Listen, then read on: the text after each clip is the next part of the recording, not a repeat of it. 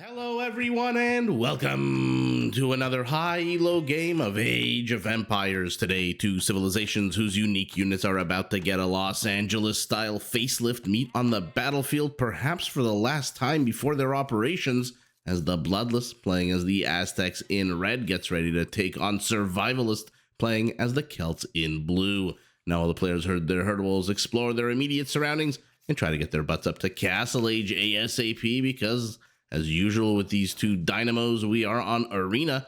Not a bad time for us to take a look at the Civ matchup that we are going to be watching today. The Aztecs, a warrior monk civilization. Their monks gain 5 hit points for every single monk tech that's researched. So a fully upgraded Aztec monk, 100 HP. That'll help with the gold cost of upgrading your monks, which is pretty darn significant. Every single relic that the Aztecs gather does generate 33% more gold. So if by chance or by skill or by whatever means he can, the Bloodless collects all 5 relics on the map, although I see already 3 of them are right next to Survivalist space. Okay, it might be a bit of a difficult job here for our Aztec, but if he does manage to collect all 5, well, that's the same as having 6.5 relics, which is pretty bonkers. Now, to support their monks on the battlefield, all Aztec military units are trained 15% faster. Their skirmishers can be upgraded to get a nice +1 range and +1 attack boost, and their infantry can be upgraded to get a massive +4 attack, which is great news for their unique unit, the Jaguar Warrior, a middle-of-the-road infantry unit that comes with a pretty darn good attack bonus against other infantry. Now, to support their military production, the Aztec Villager, right from the very beginning of the game, does carry 3 extra resources no matter what he or she is doing, and they do start the game. If you take a look at the top left of your screen where my mouse is making a bit of a weird circle shape kind of thing, they do start every game with 50 extra gold, which means they get basically loom for free. They can harass with 2 militiamen, although on a closed map like Arena, probably not going to happen, or they can just rush their butts up to Castle Age even faster than they normally would. Now, speaking of rushing to Castle Age, trying to outdo your opponent, let's take a look at the opponent in this game. Survivalist, playing as the Celts, a Top Gun civilization built around their need for speed. The Celtic Lumberjack works 15% faster, which is great because the Celts need lots and lots of wood for their primary focus, which is siege. Celtic siege workshops work faster, their siege units fire faster, and all of their siege workshop units can be upgraded to get 40% more HP. Now, coming back to the need for speed, their infantry move faster than normal. Starting in the feudal age, their castles and towers can be upgraded to attack faster, and their unique unit, the Woad Raider, is the 2nd fastest infantry unit in the game, and one that comes with a good amount of HP and a pretty darn strong attack. Now, in order to feed a hungry, growing population, the Celt can convert and steal enemy herdables, even if those enemy herdables are standing right next to enemy units, which, much like the 2-man militia rush on this map, is probably also not something we're going to get to see, although like in real life, never say never. I do want to see one day that Celt bonus in action on a closed map.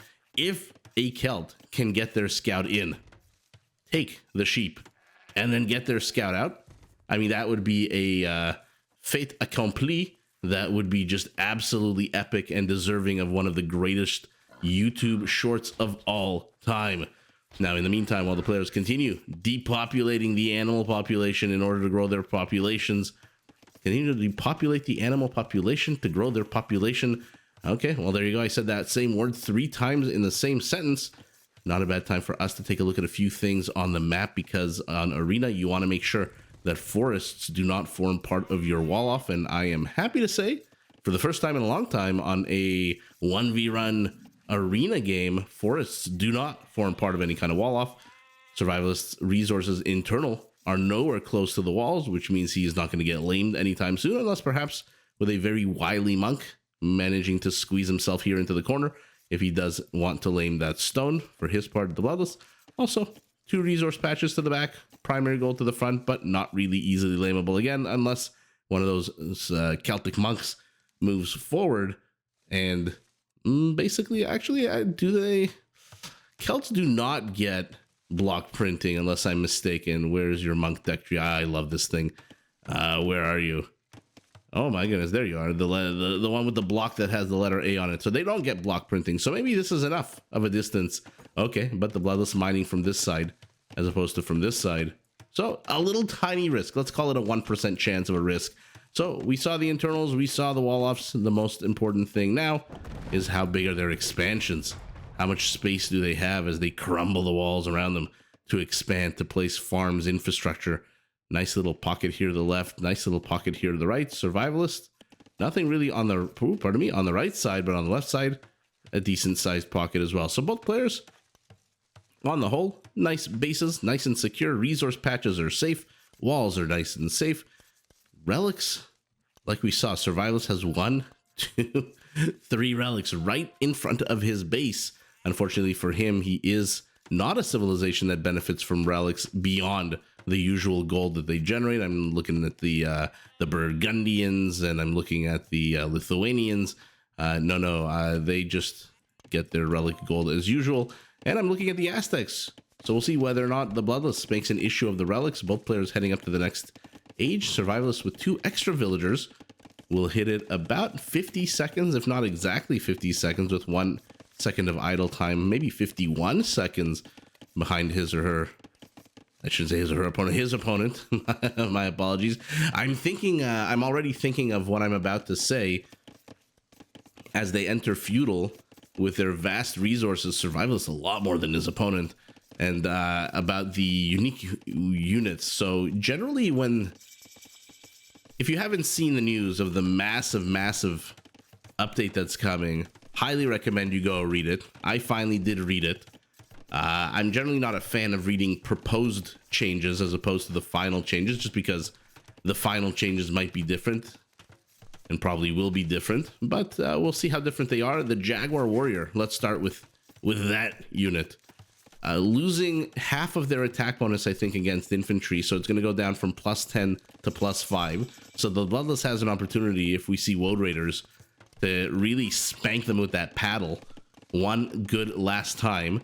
On the other hand, their base attack, I think, is increasing, and they're getting veterancy, which means if a Jaguar Warrior kills a unit, it gets a +1 attack. If it kills another unit, it gets another +1 attack, all the way up to +4. So I'm wondering, with the +4 and with the increased attack and with Garland Wars, how high will the Jaguar Warriors attack actually go? Is it going to be one of these units, these infantry units, that attacks like a Shotel Warrior on a 22 or a 20 plus something? It definitely seems like it. On the other hand, the poor Woad Raider, their speed is being lowered, but their attack is also being increased. And I believe there's also changes to the costs. I'm not 100% sure exactly what it is. Like I said, we don't really focus on the nitty gritty as much in terms of the cost, but I'm more interested in seeing what's going to happen to these soldiers and their weapons. Both players, again, already heading up to the Castle Age. Again, the Bloodless is about 50 seconds ahead of his opponent. No real changes. He's finally caught up in Villager, but Survivalist manages to sneak in 2 more. And so he's going up at 28 villagers to 26. We'll see what he can do with those 2 extra vills. We'll see if he sees the berries, but not the villagers picking them with the extra line of sight on his scout. So exciting stuff coming. The biggest patch in recent memory, although there was a really big one. When was it? Like last year in March or something? I forget exactly when. Very aggressive double monastery. Yeah, our Aztec isn't playing around. He wants those relics. If he can get relics and if he can get map control, it's basically GG right from the very beginning of a Castle Age. Second town center for him. So he's spending a good amount of wood on his infrastructure right now. Survivalist, what will he do when he hits the Castle Age? Let's see. He has not seen, unfortunately, his scout did already leave the premises and the perimeter, and so he does not know about the double monastery. He is going internal castle, as Survivalist has been doing lately. Very defensive and eco upgrades. No monastery. Very surprising. He does have the wood for a monastery, but not plopping one down. Let's see if his scout sniffs out like a truffle pig, whether or not there's going to be some kind of monk play here for now. Let's see which direction he's going. He is kind of going in the general direction. Will he turn left or right when he hits that brick wall? Pink Floyd style. No, he is going right. He discovers the double monastery and immediately comes under attack by the sniper line of the monk and immediately backs away. Eagle Warrior moves to intercept as the first relic gets picked up, and the first relic gets dropped. I see Survivalist is building something else. No, it's a siege workshop. And there's the monastery right next to the castle. So, took a brief hiatus from building the castle to build the monastery. The question is, how serious will our Celt be in contesting the relics? Aztec monks are out. They are getting sanctity. Their HP is at their basic 30. Watch it jump up to 50 once that upgrade completes. 15 more HP for sanctity, and then another 5 because they're Aztecs. Ooh, loses his Eagle Scout, and then Survivalist just decides, you know what? Better for me to just kill my own unit than to give him to you. I do not want to donate anything to the Aztec Relic Gathering Fund. Oh, well, he's gonna get, or maybe not. This is like a Bengali monk, a bit of a tougher nut to chew here, but he ultimately does get him, and then kills another of his own units. So technically, Survivalist has actually killed 4 units this game, not 2. And here come the Woad Raiders. No attack bonuses against monks means that they're gonna have a bit of a tougher time here, but ouch, they get them nonetheless. He did manage to bring a relic fairly close to his base. The problem is now he's got a ram with Woad Raiders, and those of you who know and laugh when I say this, Survivalist does love shoving things into other things in this game, and it's always infantry into one of these siege units. Let's say a tower, a ram. Has read, definitely has seen the relic, here on the right, has not. No, never mind, has. Maybe he has or has not, doesn't matter, because our Celt is actually returning home with a relic. Okay. Monastery looks like it's about to fall. Will it get repaired? No, he's just walling up behind it while his monks regain their faith. Okay, he spawned on the wrong side of the tracks and died immediately, but the Mangonel is out for our Aztec, which means this Celtic push, it's at an end. That's Dunzo, Washington. Our Celt in the meantime has also gathered the relic to the right of his base. He's expanding his Survivalist with 3 total town centers, and he is 9 villagers behind, but he's up 2 relics to 1, and the last 2 relics, to be fair, are pretty close to the Aztec base. Unfortunately, our Aztec has no military to defend his monks, so as much as the Bloodless, who is housed, he's housed. And where's the house? Oh no, just now being built. Even 2 villagers are going to take a little bit of time to build a house. So that's unfortunate for our Aztec, but he went so much into double Aztec play, double monk play, that he just does not have the resources for an army. And even though he is returning home, no, he's going to try to get that relic. But the Woads, the secretive Woads, will they see it disappear? Wait a second, where's that monk? What happened to him? Oh, he saw the Woad Raiders and he backed away. Got it. 1 conversion, 2 conversion, and 3 conversions. 1 monk. Survivalist loses half his army. Oh, that's so gross. Our Aztec has as many Woad Raiders. Now our Aztec has more Woad Raiders than our Celt. And he's going to be able to kill them before they get the monk. They step into the base. This is a one-way trip for this blue pantaloon barista, as he's followed by 3 of his friends. Hey, the coffee was cold. Get back here. As he moves in, 7 kills to 2 on the whole. Survivalist, FYI.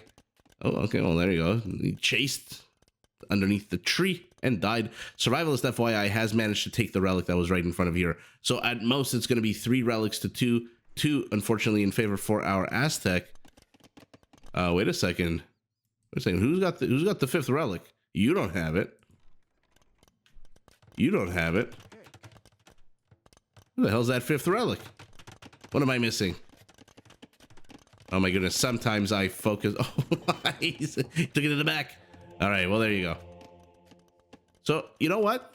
Survivalist has 3 relics. Our Aztec has 2. But with that 33% more gold generation, those 2 relics generate just about as much gold as the 3 relics that our Celt has. So at the end of the game, I'm very curious to see what the actual numbers look like here, because, okay, he took out the relic here and he's probably bringing it home to the back and it just dropped it off. Okay, so 3 to 2, and the gold difference is about 60 right now.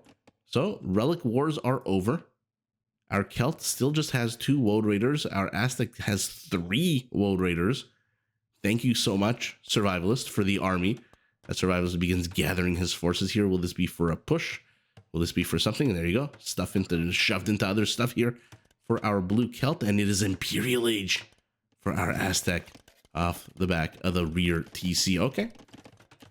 Generally, Arena follows 3 stages, and we have followed them to a T. The first, the players rush up to Castle Age. That was fun. Second, they fight over relics. That was fun, too. We lost a monastery. We got some conversions. Both players lost their scouts fairly early on. And stage 3 is where we are now. The relics have been gathered. The armies are being built. The settlements are expanding. And we are going to see crashing of armies into one another. Our Celt is now ahead 10 villagers, despite being behind 9 the last time we checked. And the settlement is a booming. He is moving out with 15 army count to 7. So Survivalist firmly in the driver's seat right now. Whether he knows it or not, his score certainly shows it. And the relic gold is now just 100 difference, 90 difference. And here we go. Sacrificial woads are being sent forward. Who are they going to go after? They go after the monk. Survivalist doesn't notice. And just like that, 300 gold down the toilet. Monks, I hear the whack of the Jaguar Warrior. You know what? If your opponent is going infantry, the Jaguar Warrior is pretty much the perfect counter. Mangonel firing, killing both friend and foe over here. But ultimately, Survivalist numbers just win out the day. He did have a much larger army count, and for some reason, he's luring these woads into the murder hole radius and not outside of it. Will he get one more with the volley? No, look how weak these units are. But no ballistics for that red castle means that they get to escape, live to fight another day. Jaguars, what are your upgrades? No upgrades whatsoever, but a juicy plus 10 attack bonus against infantry. I'm not too sure these woads really want to chase here. Survivalist still only at 10 woad raiders. Okay. So he's not overly committing to this infantry unit now that he's seen the Jaguar. Instead, what he's doing is he's going to try to counter the Jaguar with siege and probably scorpions, if I had to guess. On the other hand, on the northern side of the battlefield, our Aztec is an Imperial, and he's getting the block printing, he's getting heavy plow, and he's getting armor upgrades for his Jaguars. Look at this cool unit. You really don't see it that often. Look at him hanging out with his former enemy. Hey, we used to be enemy, now we're friends. This is the way life works. People you hated become friendly. People who are friendly become people you hate. Welcome to welcome to real life, as shown here by Age of Empires Squires as well, and Illumination. So we're roiding up our monks, we're roiding up our infantry.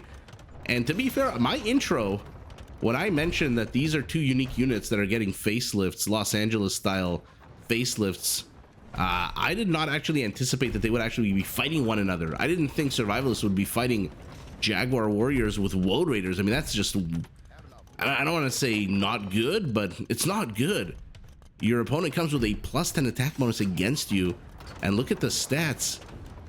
Just 1 less attack, 5 less HP, and more armor. So we'll see whether or not this all works out to Survivalist's benefit. I love that he's teefing the neutral gold as much as he can right up until the last second when the Jaguars move forward. Now, if you send just 3 Jaguars, cool as they look with those Jaguar pelts on their back, into a mob of Celtic infantry and siege, you are basically asking to be killed. And holy moly, he's continuing redemption as well now for our Aztec, because why the hell not? Relic gold is slowly increasing, but to be fair, 2 to 3, this is not the huge disparity that it really should be. Because again, 2 relics for the Aztec is like 2.67 relics. I don't think he really needed to unpack his trebs just to kill a single outpost. He could have probably sent just a Jaguar or 2.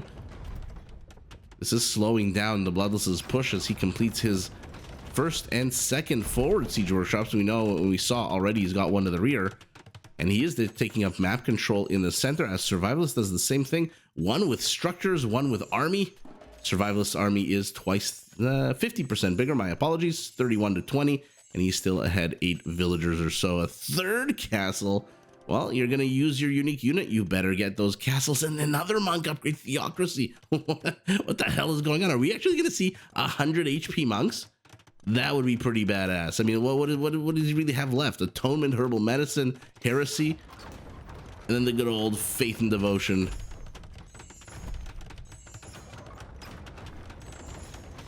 I can't see him getting Devotion. I mean, his opponent doesn't have, his opponent has 1 monk. And where is it?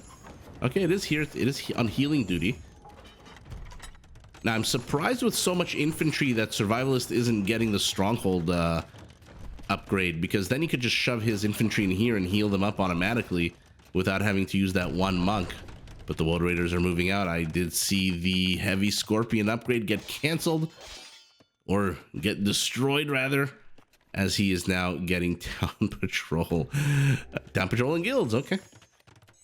He's gonna try to balance his economy. He's got 690 stone. Will he double down on his unique unit? Doesn't seem like it. Seems like he's doubling down on Scorpions, but unfortunately for him, if the Bloodless smells Scorpion play, our Aztec has mangonels that can become, okay, well, there you go, onagers that can become siege onagers that do have siege engineers. So they can outrange a Scorpion by 1, which means if you ever fought Scorpions against onagers in this game, you know just how annoying it is to lose 4 or 5 Scorpions for every single onager of your opponent. That being said, these are Celtic units, and so they can be upgraded with Furor Celtica. Where are you, you golden crown? To get 40% more HP. And now it's Red's outposts' turn to die to a Treb ball. These Trebs are pretty damn accurate here. And there is the stronghold technology. So not only do the castles and towers fire faster, but now he can shove infantry underneath there, and they will get healed up. I'm trying to remember the healing rate. It is a massive thing, by the way. 7 tiles in each direction. 18 by 18 tiles is massive. Jaguars engage with villagers.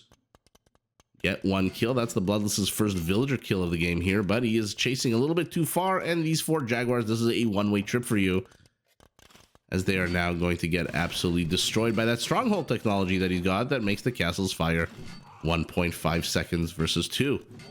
You got to stay in here, stay in the radius. Don't exit the murder hole radius. Same time, Survivalist says, hey, that's adorable that you have 1 unit inside my base. Let me begin my siege and let the battle begin, as the onagers take absolute shit volleys from our Aztec. They do more harm than their own units. And now the Jaguars are chasing into Scorpions. Oh no! But the onagers are closing on the Trebs to the north. The Jaguars have closed on the Scorpions to the south. And the numbers now working very much to the Bloodless's favor, because Survivalist, 2/3 of his army isn't doing anything. The Woad Raiders just did a bit of a loop-de-loop. They went for a country stroll, a summer stroll here, while the Jaguars closed in on everything and killed everything. This guy's still alive. What the hell? All right, he's alive for a second. Now he's alive no longer. But what a disaster for Survivalist. I get that you were trying to pull the Jaguars into the Scorpions, but once they were pulled into the Scorpions, why didn't you turn around and at least fight?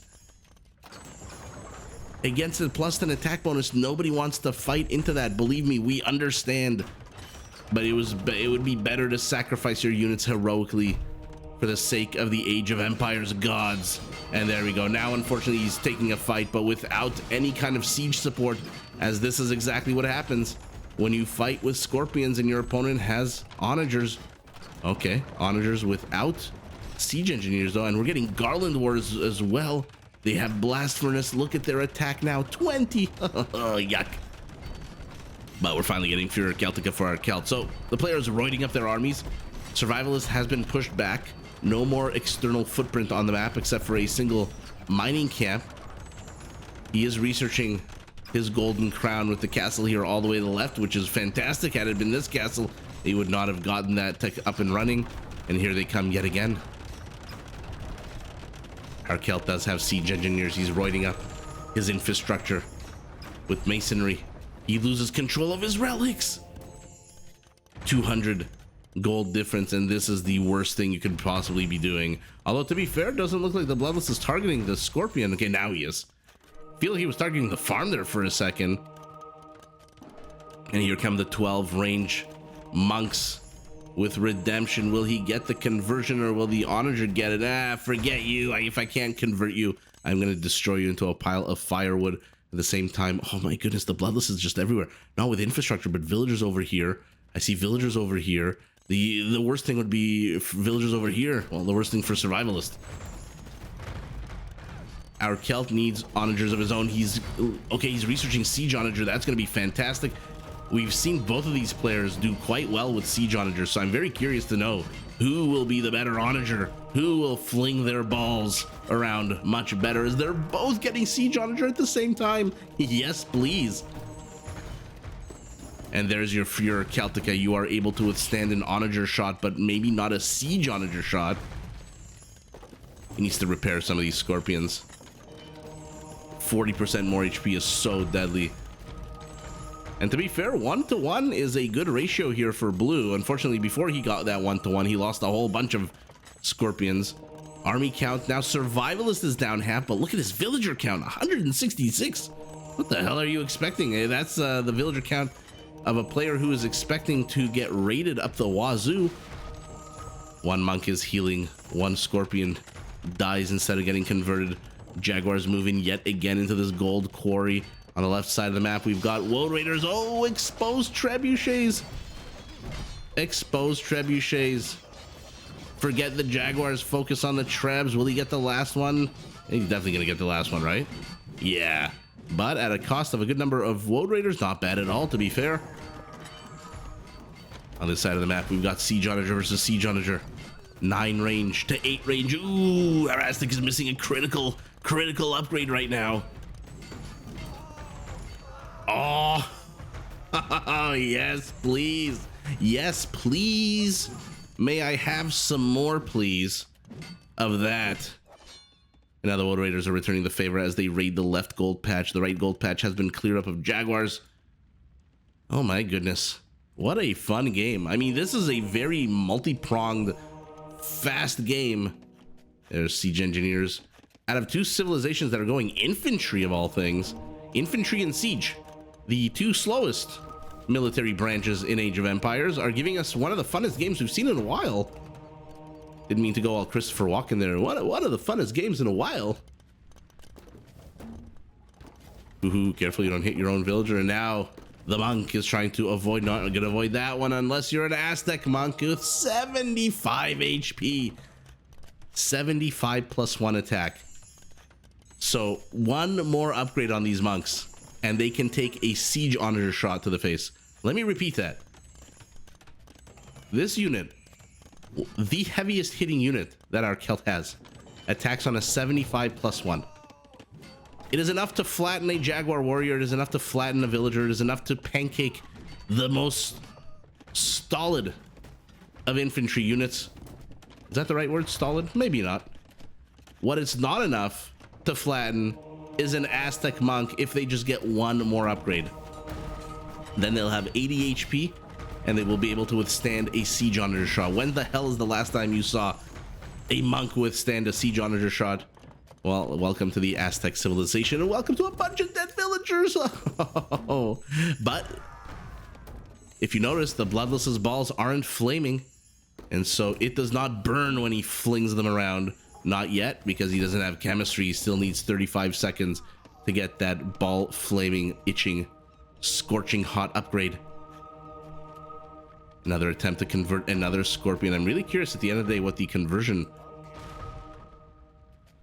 count will be, regardless who the victor of the game is. More stone. Will we see another castle? He's at 3. No, Survivalist, no. Not Cavaliers. Not Celtic heavy cavalry, please. Please don't do this. Please don't do this. Just do more siege onagers. Oh, so sour. But again, to be fair with Fuhrer Celtica, he is surviving with a majority of these scorpions. What he's not doing is repairing these scorpions, and he is managing to get his relic count back. What is he up to? 2, and the 3rd is being returned home. So for a brief shining moment, our Aztec is taking the lead in relic gold right as he shoves in a bunch of Jaguars who are getting one shot by these faster firing castles. Okay, this guy survives.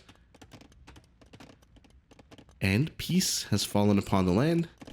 They are playing soccer with one another across the battlefield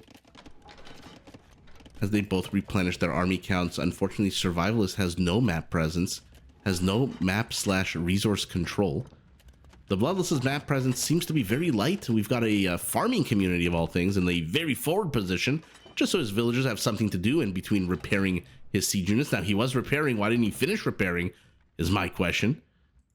Oh, he's gonna try to teeth the gold. I said when this happens is a pretty big ball move over here. And Celtic Castle is going to collapse. 3 whole HP. Cannot withstand the flaming balls of chemistry.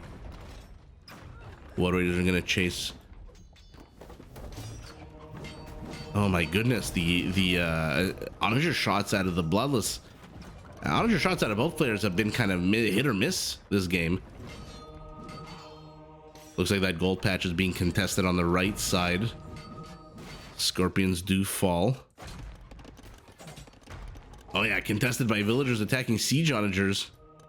You gotta love it. Will he get it before they get converted / killed? It does, down to 16 HP, just 5. Oh, the villager comes in for the clutch repair. And the Bloodless saves that ball throwing death machine. Castle down. Celtic villagers exposed. No more gold mining for you, say these Jaguar warriors as they wreck these villagers. We're up to 5960 Celtic dead villagers.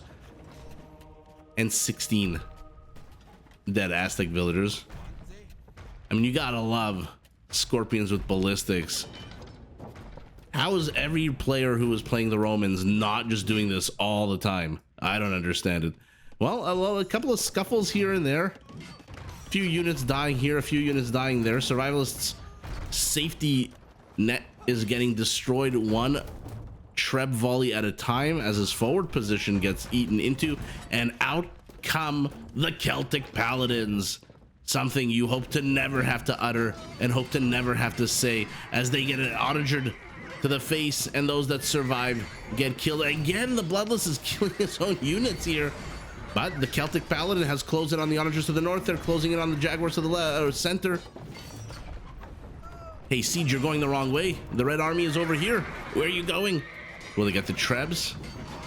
They do a blast furnace. They should be able to get 1. No, they don't even get 1. And now the Treb / Scorpion army's all alone, and that's it. Well, you know, you read about it in history books. You read about it in fantasy novels and watch it in fantasy movies when the defenders are kind of with their backs to the wall, and then they charge out like Theoden King and his allies at Helm's Deep. They charge out right as Gandalf arrives, and they beat the Orcish army. Unfortunately, Survivalist's final charge ends in absolute disaster as he loses how many paladins?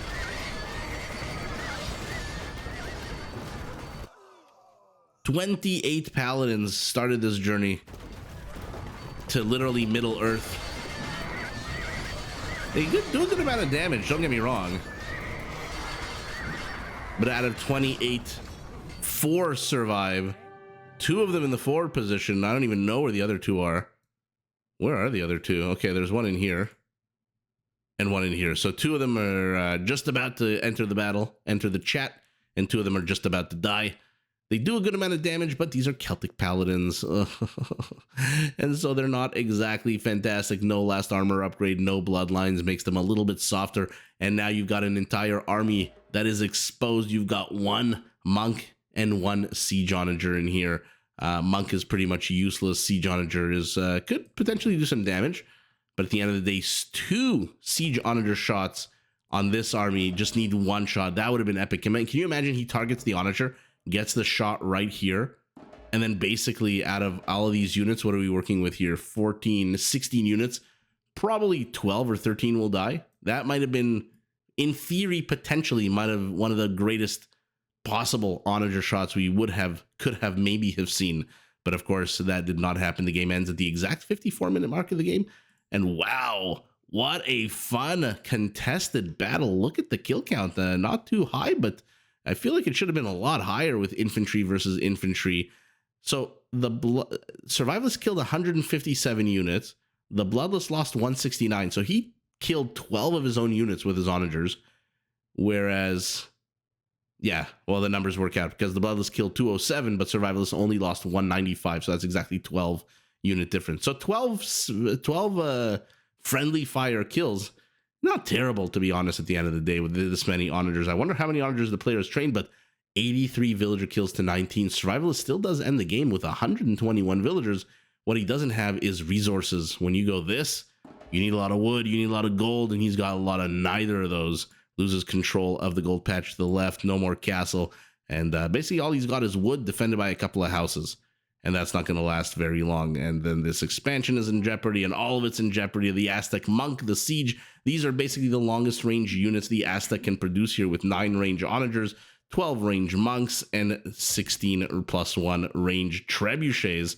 Yikes. And at the end of the day, wow, 47 army count to 23. What a bloody game. Really, usually on Arena, you don't see this many multi-pronged attacks. Usually it's just mono-directional, and the players kind of butt heads over and over, and one just pushes back, one fights back against the push, and then, you know, begrudgingly, step by step, either goes forward or back. Here we got to see a lot of multi-pronged attacks with these clumps of monks and jaguars and siege onagers, scorpions for Survivalist doing a fantastic job pivoting left, right to defend this gold patch, to be fair, which he still has control of, at least for now. But what an absolute banger of a game. 139 jaguars, really only 44 woads. Is it me, or did it seem like there were 84 woads or 104 woads? It seems like there were a lot more woads than 139. 26 monks, 19 onagers, and 60 scorpions. This is unfortunately 60 against 19 onagers. Yeah, this is a battle that one-on-one, they all die, and then you're left with like 4 or 5 onagers. APM not the highest for either player, both right at the beginning of the game. And let's take a look at the relic gold here. Where are you, relic gold? Our Aztec with more, with less. Yeah, there you go. There's your Aztec bonus. What is it, a third more? So divide this by 1.3. Basically, everyone else would have had 2,000 gold. But because he's the Aztecs, he got 2661, basically. And so he does outbeat Survivalist by just a little bit, because there was a time in the game when Survivalist didn't have any relics. They were evicted from their safe, cushy home in the monastery. 5,000 more gold for our Aztec. A little bit more stone, a little bit more food, a lot more wood for the Celt. No surprise there. So about 12,000 eco difference, 15% bigger economy for our Celt. Unfortunately, it was all in the wrong places, not gold and just wood. Maybe he could have sold the wood. Conversion 23-1. Oh man, 23-1, 16 raisings to 8. But wow, what a fun contested game. Like I said, usually one player pushes out, they get repelled, and the other player pushes back, or the repelled player comes back and pushes in yet again and again and again and again, and with map control takes it. But in this case, the Bloodless got map control, but Survivalist, to be fair, was gobbling up resources on the extremities, the gold over here, the gold over there. And since he didn't go Woad Raiders after the initial, what was it, 44? He didn't really need that many castles, so forget the stone. He was just needing gold and wood, and he had a decent amount of both. Unfortunately, a decent amount of both does not compare when your opponent has not a decent amount, but a whole lot more. 5,000 more gold than you in a siege game is not good for you at all. So unfortunately, the Survival is just falling further and further and further behind, despite an incredible defense here. And finally, the Bloodless has no choice but to poke Survivalist base full of holes like a piece of Swiss cheese, although I think Survivalist made this gap himself, maybe even this one himself. The Bloodless just had to shove in at the cost of his Jaguars, and look at his resources. I mean, come on, 11,000 food, 1,000 gold, 2,000 stone, so he can drop 3 castles here willy-nilly wherever the hell he wants. And the Bloodless with the resources, with the better fights, the higher kill count, even though 12 of them are self-owns. Out of 9 kills, 3 of them are friendly fire, so that's a third of the kills on these mangonels is friendly fire, which is not a good ratio at all. Ultimately, this war of attrition between... I really didn't expect to see Jaguar Warriors versus Woad Raiders, but I'm happy that we did. I'm happy that he doubled down on this unit, who is, on the one hand, getting nerfed with a lower attack bonus against infantry, so it's not going to be as specialized a unit as it always was. On the other hand, is getting the veterancy feature, which is going to be super cool, and I suspect will eventually be expanded to other units as long as the game remains popular and patches still keep coming out. But the Bloodless with the Aztec Monk that has no fewer 75 HP, so still not enough to withstand a one-shot direct from the Onager that attacks on a 75 plus 1, but 1 more technology needed. Oh, come on, just get Devotion.